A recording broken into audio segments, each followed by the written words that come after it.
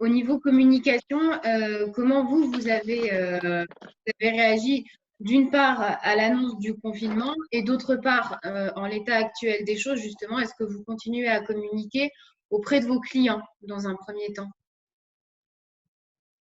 Je ne sais plus qui parlait tout à l'heure de triptyque qui était basé sur, je crois qu'il y avait l'envie, il y avait la confiance et l'économie. Je crois que la communication et la confiance, je me demande si c'est pas Emmanuel, si je me trompe pas.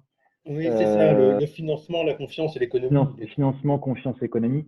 Je crois que la confiance et la communication sont étroitement liées. On a tous des métiers de communication dans cette conférence et je pense qu'on sera tous d'accord avec ça. Et une des clés, à mon sens, réside dans trouver la bonne communication auprès de tous nos clients, copropriétaires, bailleurs, locataires, acheteurs, vendeurs, durant cette période-là. Alors, ça ne veut pas dire communiquer sur des biens. Je ne suis pas sûr que la communication commerciale soit la bonne façon. En tout cas, c'est ma position.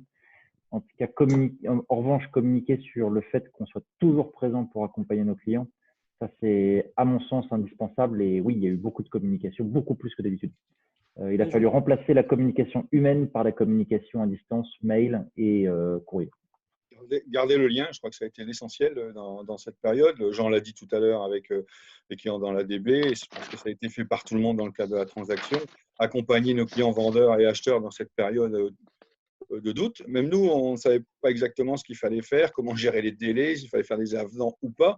Donc, mettons-nous à la place des clients qui doivent vivre un événement important, acheter une maison, on va se positionner de ce côté-là. C'était prévu à mi-mars, super, le printemps, le jardin, le machin, et tout est bloqué. Je crois que c'est là que vraiment cette empathie va se mettre en place. Moi, je fais le parallèle. Des gens ont vécu des événements particuliers, des anniversaires ou des mariages qui étaient prévus et tout ça est annulé. Je crois que c'est à peu près la même chose. Il y aura besoin d'accompagner nos clients dans cette phase parce que les choses ne se seront pas exactement passées comme c'était prévu et c'est là que la communication c'est importante et garder le lien. Au-delà de présenter une belle maison ou un machin où effectivement, je crois qu'aujourd'hui, ce n'est pas le problème. Alors, à ma petite échelle, la première semaine, c'était pas de communication parce que le coup de bambou, je l'ai eu comme tout le monde. Et après, alors, je suis petit par rapport à vous, mais c'était des textos, que ce soit aux locataires, aux propriétaires, aux vendeurs, aux acquéreurs. C'était des textos, comment allez-vous, etc. Je suis là, je suis à votre écoute. Point final. J'ai absolument pas parlé d'immobilier du tout. Je n'ai parlé que de leur santé, de leur environnement. Je savais qu'il y en a qui mariaient leurs enfants, etc. C'était que de l'empathie dans ce sens-là. Et aujourd'hui, puisqu'on entend parler de reprise, qu'il y a des dettes et que ça commence à téléphoner, là, je vais commencer à changer ma communication. Mais ça a été que sur l'humain, pas plus. Et je pense qu'il faut aussi qu'on se prépare à faire front et à répondre de manière intelligente et constructive à tous les futurs Cassandres d'immobilier qui seront des gens qui vont profiter de cette situation parce que malheureusement on en aura. Alors personnellement, je suis installé à Roubaix, secteur un peu compliqué parfois, avec une clientèle un peu opportuniste. Et je pense qu'il faut vraiment qu'on se prépare à répondre aussi à cette clientèle de manière étayée pour ne pas céder à ces coureurs de bonnes affaires et d'opportunités. Et ça me semble vraiment important parce qu'on a aussi un rôle à tenir dans le marché qu'on a aujourd'hui. Et ça, je pense qu'il faut qu'on s'y prépare. J'ai déjà eu quelques coups de fil, moi, de gens qui me disent oui, mais de toute façon, ça va se casser la figure. Donc, moi, j'ai envoyé une visite virtuelle à un client, on m'a fait une offre au ras des pâquerettes par mail. Enfin, c'est tenté qu'on ne puisse pas appeler d'offre. Je l'ai appelé, je l'ai gentiment incendié. Réponse, oui, mais de toute façon, ça va se casser la figure, il vaut mieux ça, c'est paiement comptant. Ben non, j'ai pas besoin de toi. Et j'ai encore moins besoin de tes honoraires. Et je pense qu'il faut qu'on soit capable de cette maturité professionnelle. Pour Square Habitat, on a vécu quelque chose d'assez similaire à ce que disait Barbara, c'est-à-dire pendant les premières semaines et jusqu'à maintenant, globalement, énormément de communication, beaucoup plus que d'habitude, comme le disait Nicolas, par tout moyen, avec l'ambition chez nous de contacter individuellement chacun des clients, chacun des 35 000 clients par téléphone. Donc ça c'est assez surprenant, hein, puisqu'on est dans un moment de distance incroyable avec une incapacité à voir en physique les gens. Et pour autant, et je pense que vous l'avez tous fait, on a créé de la proximité au travers d'autres moyens, d'autres médias.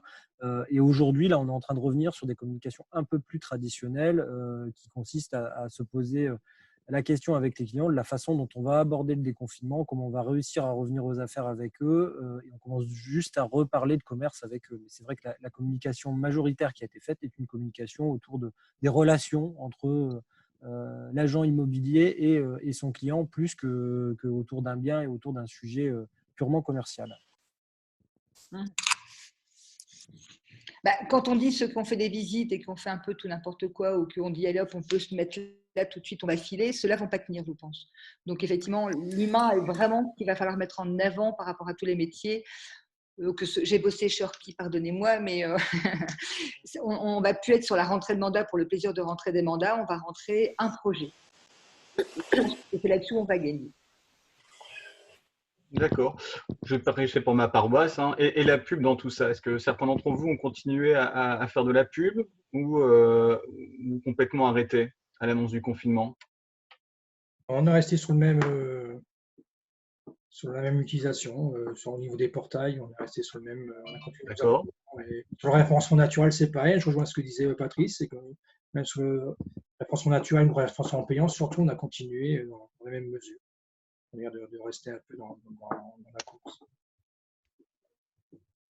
Très bien. Pareil, Carmelo, on a continué, on va continuer. Je ne sais pas si Nathalie m'appellera. Je ne la vois pas. Mais, je l'ai par SMS, je déconne.